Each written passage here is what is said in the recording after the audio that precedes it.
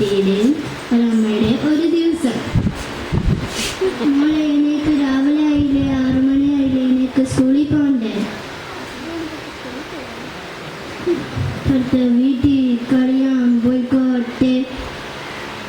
എഴുന്നേറ്റതോളൂ, അപ്പോഴത്തേക്ക് കഴിച്ചിട്ടോളൂ പോയി പല്ല് വെച്ച് കുടിക്കാൻ.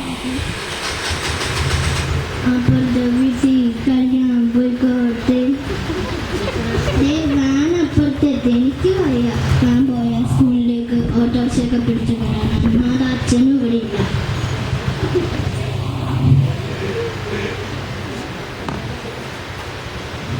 ആഹാ, എത്ര വേഗം സ്കൂളിൽ നിന്ന് തിരിച്ചു വന്ന.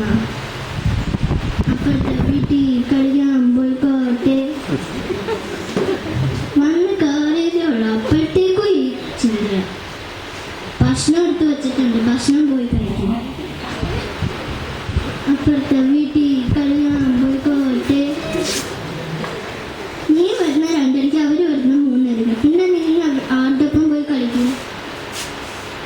അപ്പുറത്തെ വീട്ടിൽ കളിക്കാൻ പോയിക്കോട്ടെ. അപ്പൊ അവര് വന്ന് കയറിയതേ ഉള്ളു, അവർക്ക് ഭക്ഷണം കഴിക്കണ്ട. നീ പോയാൽ അവരെങ്ങനെ ഭക്ഷണം കഴിക്കും?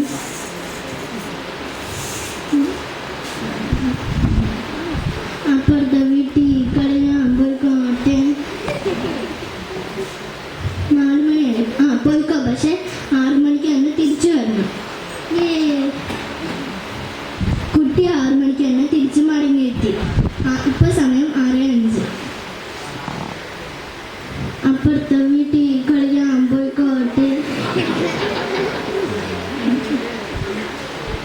പോയി മേലെ എഴുതി പ്രാർത്ഥിക്കാൻ നോക്ക്. അപ്പുറത്തെ വീട്ടിൽ കളിക്കാൻ പോയിക്കോട്ടെ. ഒന്നും സ്കൂളിൽ പഠിപ്പിച്ചില്ലേ, നാളെ പ്രത്യേകിച്ച് മലയാളം അസസ്മെന്റ് ഉള്ളതല്ലേ, പഠിക്ക്.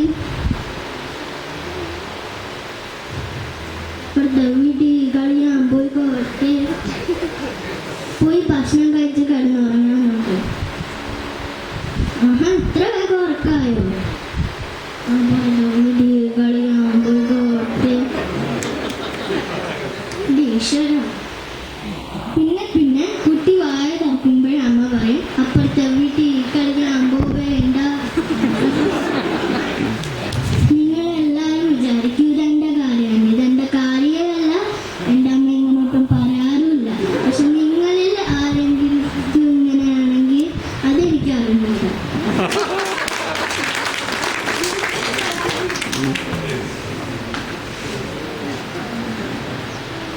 അടുത്തതായി